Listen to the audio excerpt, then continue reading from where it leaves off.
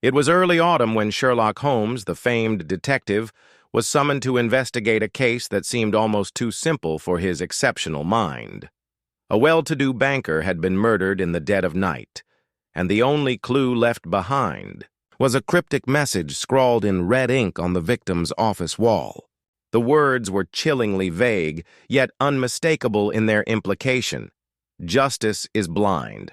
The police had no leads, no suspects, and no real motive.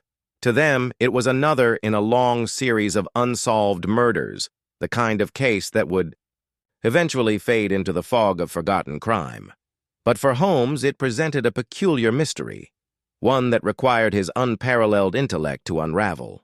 He wasted no time, gathering his notes and making his way to the scene of the crime, his mind already spinning theories.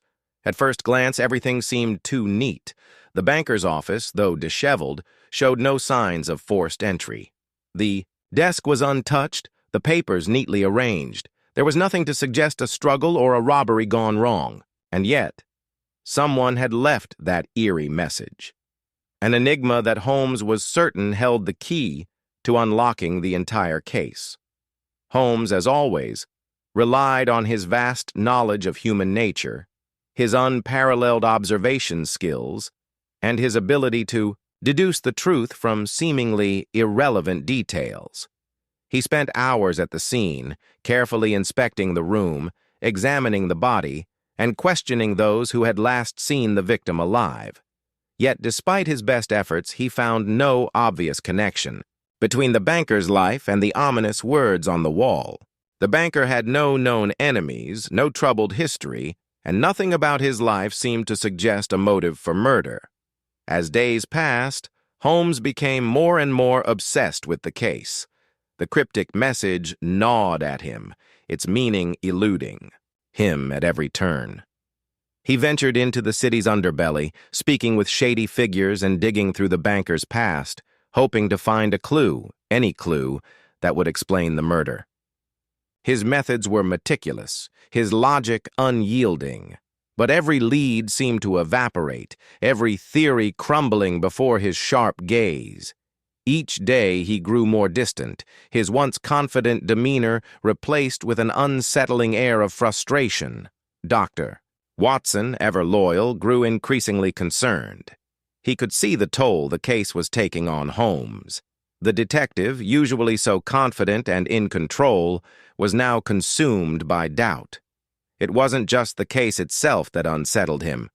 It was the unsettling realization that he was not the infallible genius he had once believed himself to be.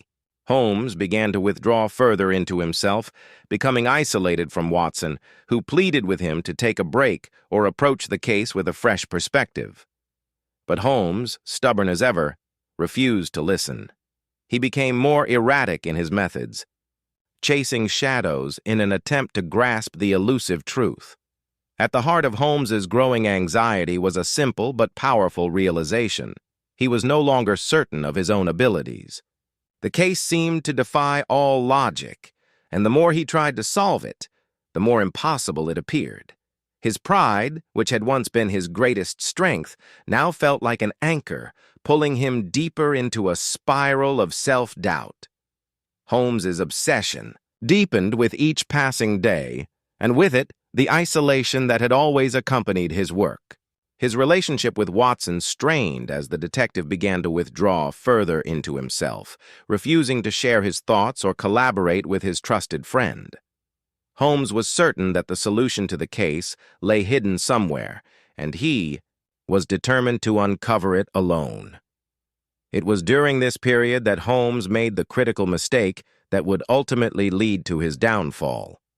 He focused too heavily on the cryptic message and ignored everything else. The phrase, "justice is blind," seemed to suggest a personal vendetta, a statement against the very system that Holmes himself had so long revered. He convinced himself that the banker had been involved in some shady dealings that were now coming to light, and that the murderer was someone seeking retribution for a past wrong.